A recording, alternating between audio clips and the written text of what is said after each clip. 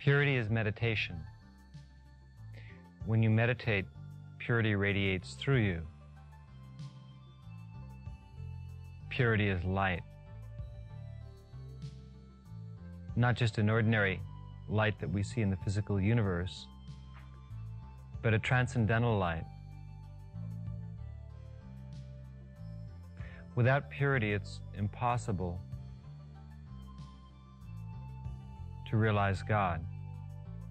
To realize God means to see your own eternality in all things, in all places, at all times. We have a lot of different ideas about what self-realization is, what God consciousness is. But in order to go beyond ideas to direct realization of that which is and which will always be, it's essential to have a great deal of purity. The easiest place to see purity at work is in nature. When you go for a walk in the woods or out to the desert or by the ocean. When you look at flowers.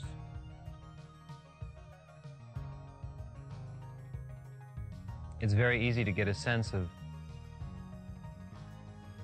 that which is pure.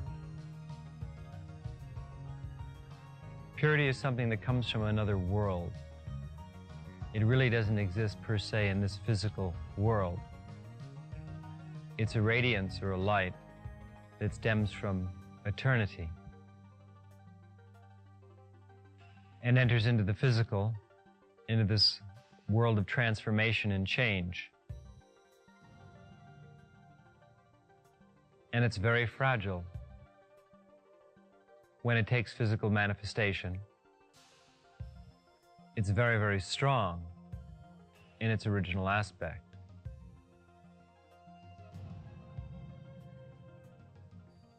Unless you have a great deal of purity, it's difficult, if not impossible,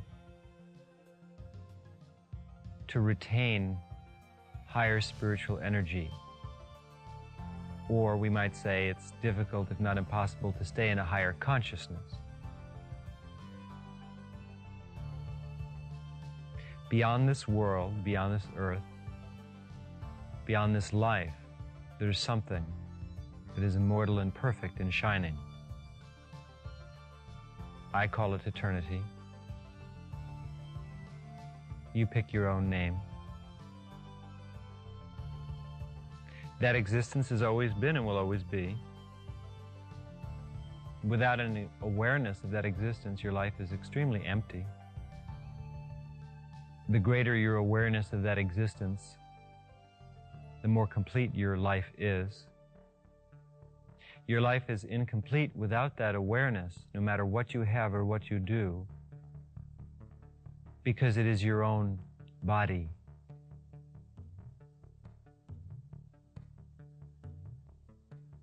As you become more conscious of your body, which is eternity, a sense of ease, of fullness, beyond description, occurs.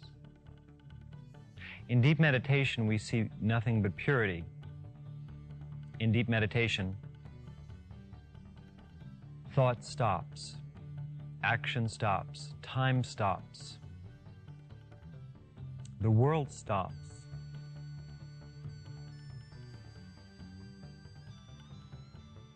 And we become consciously one with eternity. That is to say, anything that separates us from that still perfection, which is reality, which is what they call God and truth and nirvana. All obstructions fall away. At that point, one becomes immortal in the sense that one sees that one has always been immortality itself. You can no longer be on the wheel of death and rebirth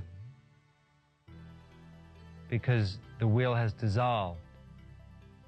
The wheel was but a manifestation of eternity.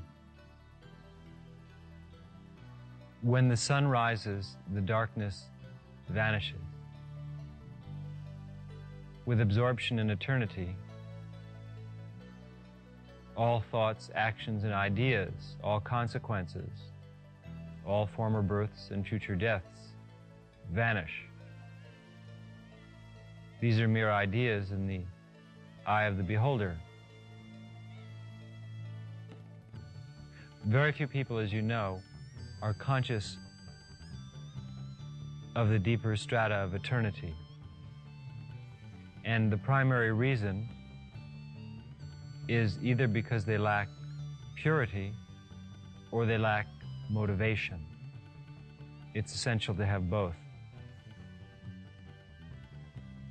Purity is receptivity, the ability to sit and wait patiently for as long as necessary for the coming of the light, keeping a vigil from lifetime to lifetime, waiting.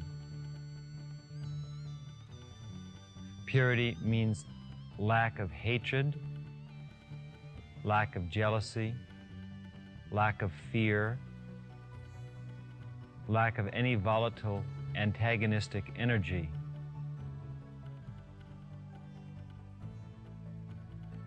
It is the absence of greed, the absence of lust, the absence of anything that can stain consciousness.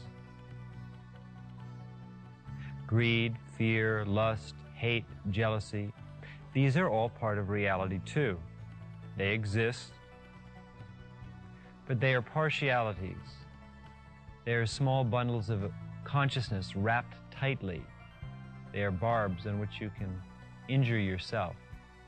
Volatile energies, which serve as separations between yourself and perfect stillness, an end to suffering, an end to salvation, an end to realization. Have what you will, do what you shall, without the realization of eternity, without living in that eternal consciousness. You are alone, separate, fixated, unhappy, incomplete. Human beings become so obsessed with partialities that they miss eternity. It's what we call penny wise but pound foolish. We're so busy trying to perfect our desires and the things that matter and sustain us in this world that we don't see what really is. But these things, no matter how we bring them to perfection, don't last. Accumulate vast sums of money today and feel better, but tomorrow you'll die and it's all gone away. Perfect your friendships and your relationships, but then tomorrow someone will forget you. Someone else will die and it's all gone away. Do what you will, succeed at what you shall. But these are all temporary bulwarks, shortstops against existence itself. To think that fulfilling yourself in this world will create eternal fulfillment is absurd. But we think this way and we feel this way because we lack purity. Purity is the ability to see Dharma, truth, in its manifold forms, both in the field of action, which we call this world, the physical world, the field of manifestation, in and through the subtle physical worlds, in any plane or any loka. To develop purity is essential then, just for your own peace of mind. Otherwise, you'll go through this world like a mad person, howling and screaming and cursing, never satisfied, never happy.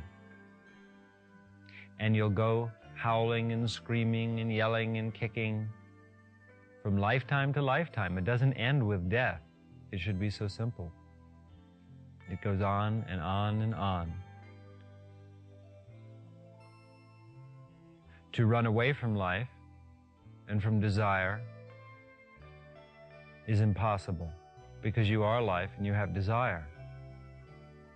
So rather not to fight against desire, not to condemn yourself because you have lust or you have jealousy or fears, rather to accept that this is part of your physical condition, which is transitory, that these aspects or qualities are not really indigenous to what you are, is a beginning. To be able to discriminate and see that I am not the body, I am not the mind, I am not the hatred, I am not the desire, I am not the passion, I am not the fear, is a beginning. But still, these can only be ideas in the mind, mere abstractions. And you have to have something more than abstraction. Meditation takes us beyond abstraction. When you meditate perfectly, that is to say, with no thought or no conscious awareness of self as the doer, as the action, as that which experiences the action. When the mind is not only silent, but that part of the mind that could become conscious that the mind is silent dissolves in light. Then we see and feel purity. We become it, the purity of eternal light. In those moments which are samadhi, the transcendental light permeates your being and washes away impurity. It breaks down the fears and the hatreds and the desires and the greed and the jealousy, the bigots, the smallness, all those different selves which are limited in binding and hurting are washed away. They cannot stand up to the clear light of reality. They vanish.